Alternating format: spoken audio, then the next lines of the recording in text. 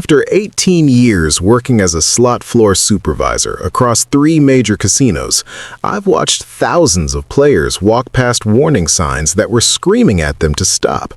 Signs that were right there on the screen, clear as day, and yet almost no one saw them. Not because they weren't visible, but because they were trained not to see them. Tonight, I'm breaking that silence. What I'm about to show you isn't going to help you beat the machines. Nothing will. But it might save you from the kind of losses that haunt people for years. Before we go deeper, let me ask you something. Have you ever sat at a slot machine and felt, deep in your gut, that something changed, that the machine shifted? Maybe you were up a few hundred, feeling good, and then suddenly it went ice cold.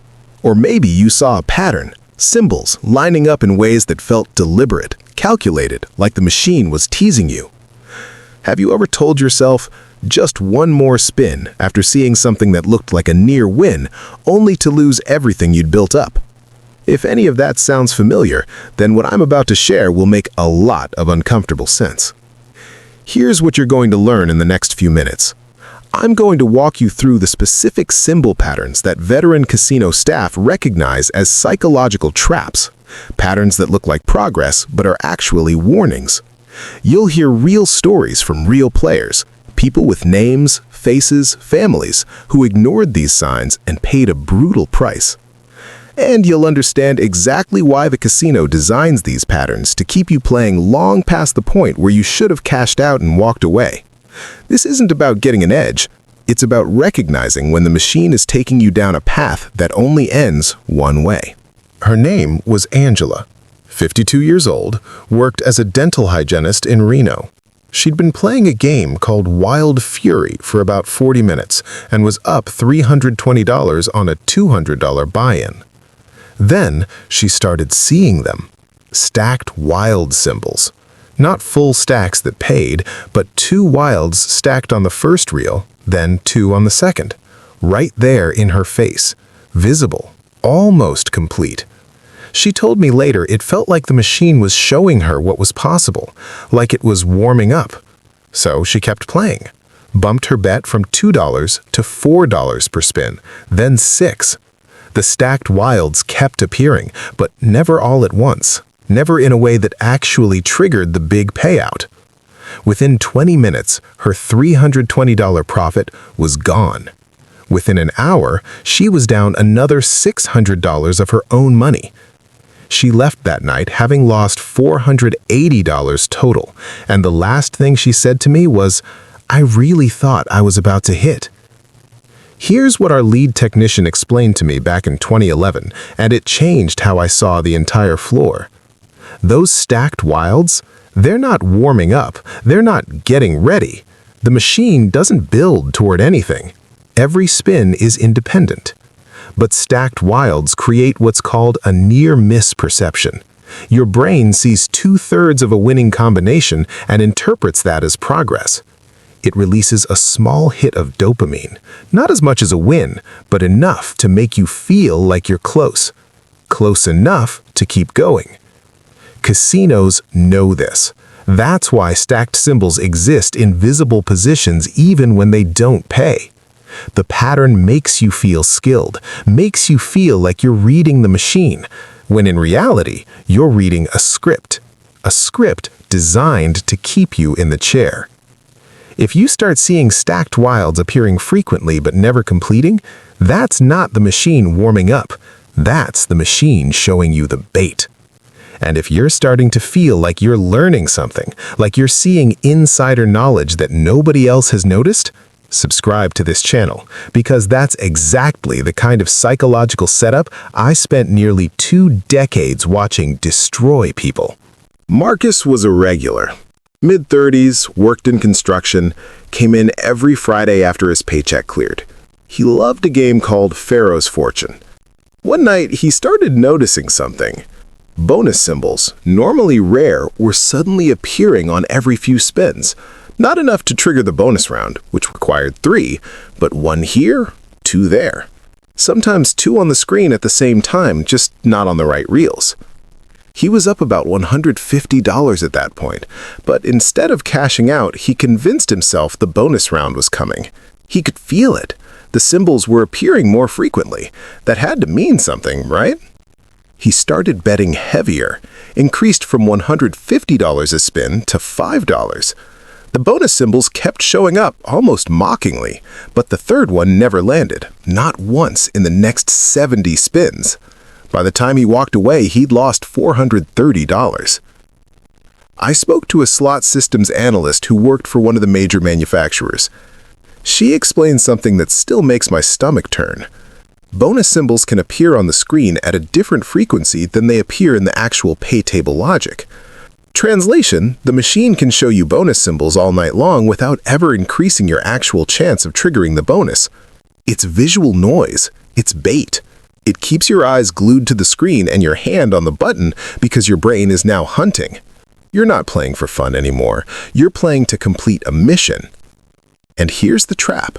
The more you see those symbols, the more convinced you become that you're due. You start doing mental math. You start remembering the last time you hit the bonus and how much it paid. You start imagining what you'll do with the money.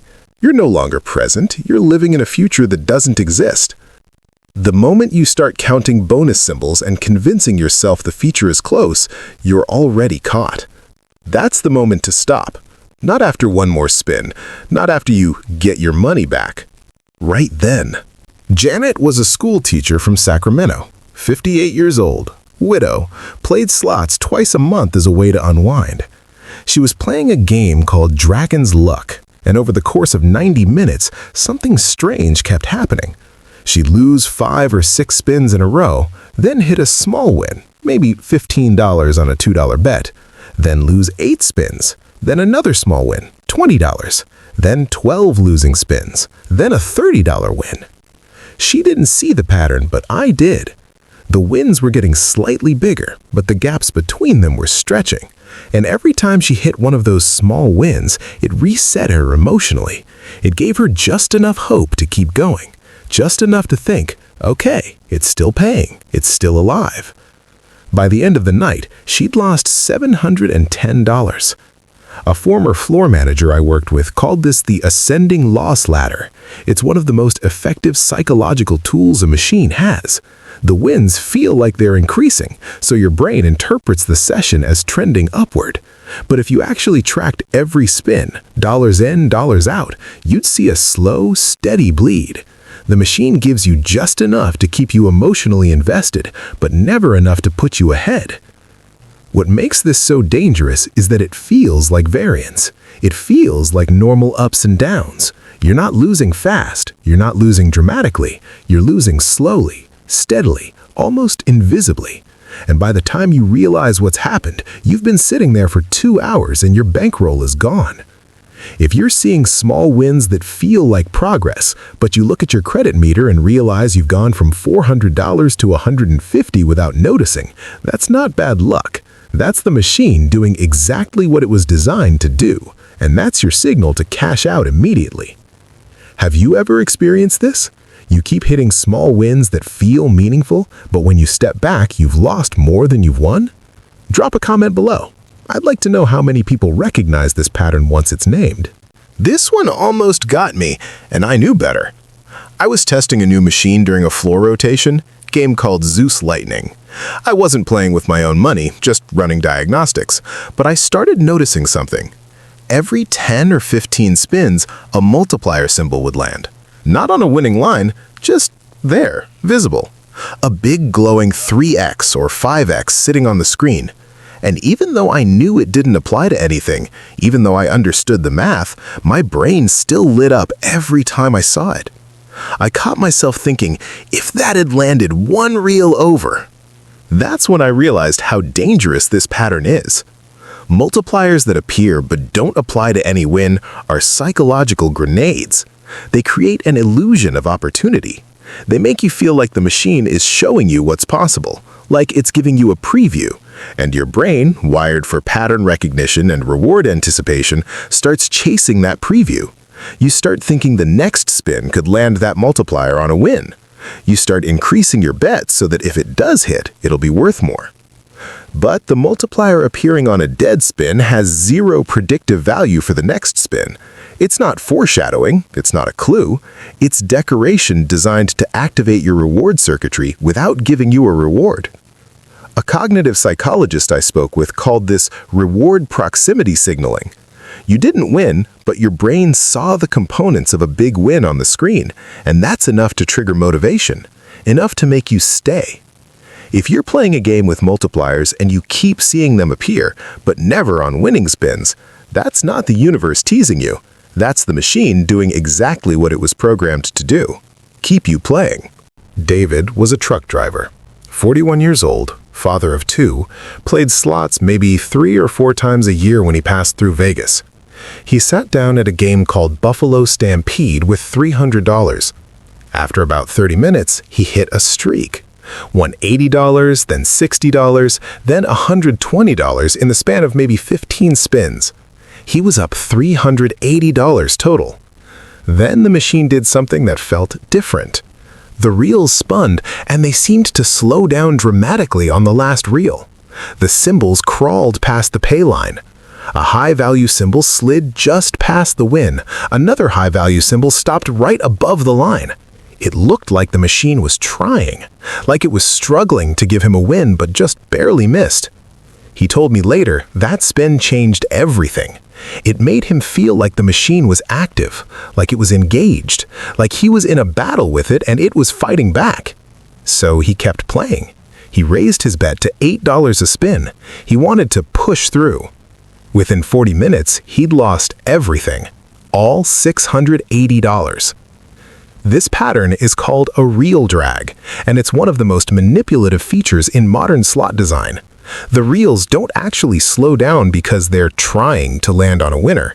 They slow down to create drama, to create the illusion of agency, to make you feel like the outcome was close, like you almost won, like the next spin could be different. But the outcome was determined the millisecond you pressed the button. The slow reel spin is theater. It's a light show. And it works because your brain interprets physical delay as meaning. You think the machine is processing, calculating, deciding. It's not. It already decided. It's just making you watch. If you see reels starting to drag, if you see symbols slowing down near the pay line, if you feel like the machine is putting on a show, that's not excitement. That's manipulation, and it's time to walk away. Now, what I'm about to show you next is the most dangerous pattern of all. This is the one that's connected to the biggest losses I've ever witnessed, the one that empties ATMs, the one that ends marriages. If you've been following along, you're going to recognize this one immediately. And if you've fallen for it, you're not alone. This one destroyed a man named Robert. He was 63, retired postal worker, playing a game called Megavault at a casino in Atlantic City. The game had a feature, a progressive jackpot meter that filled up as you played. Every spin contributed a small amount. When the meter filled, you'd trigger a bonus wheel that could award one of 4 jackpots. Robert had been playing for 2 hours. The meter was at 87%. He'd already spent $950. But he convinced himself he was close. He'd invested too much to stop now. The meter kept climbing, 90%, 93%, 96%. He pulled out another $400 from the ATM, then another $300. The meter hit 100%. He triggered the wheel. It landed on the smallest jackpot, $50.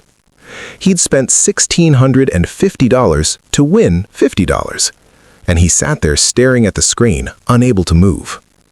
Here's what makes this so devastating. Meters, progress bars, and countdown features are not measures of how close you are to winning. They're measures of how much you've already lost. The casino isn't rewarding your persistence, it's monetizing your sunk cost fallacy. Every time you see a meter filling up, your brain shifts from, should I keep playing, to, I can't stop now.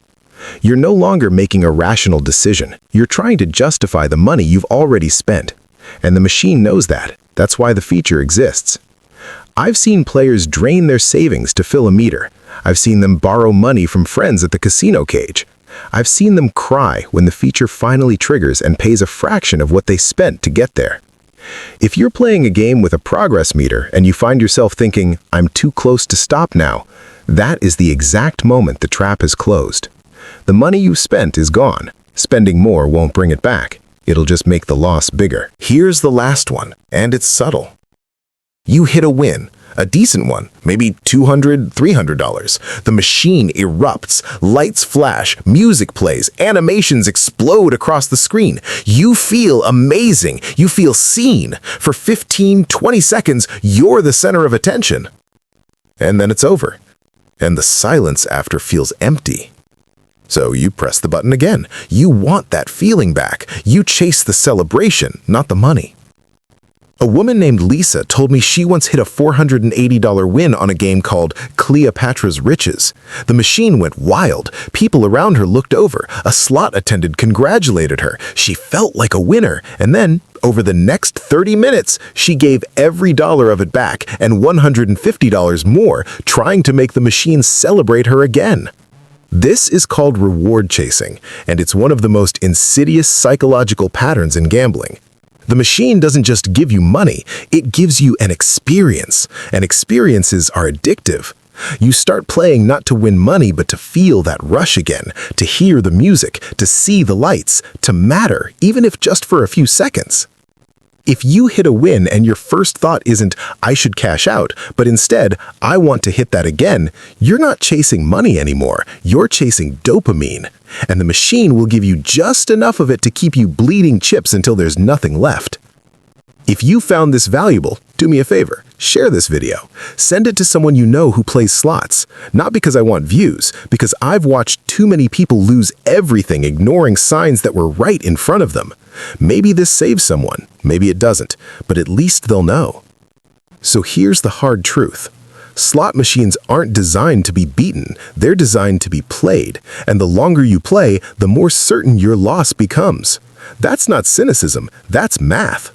The warning symbols I've just shown you, stacked wilds, bonus creep, ascending losses, phantom multipliers, fake momentum, countdown mirages, celebration spins, they're not glitches, they're features. They're designed to override your logic, your discipline, your survival instinct. Most players ignore these signs not because they're stupid, but because they're human. We're wired to see patterns. We're wired to believe we're special. We're wired to think it won't happen to me. And casinos spend billions of dollars every year studying exactly how to exploit that wiring. The sunk cost fallacy makes you think that walking away after a loss means the money was wasted. But staying doesn't unwaste it. It just increases the damage.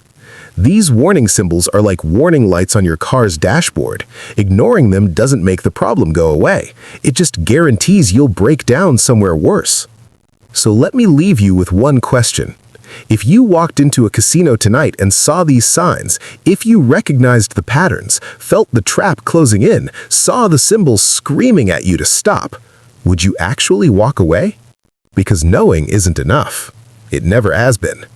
The question is whether you'll listen.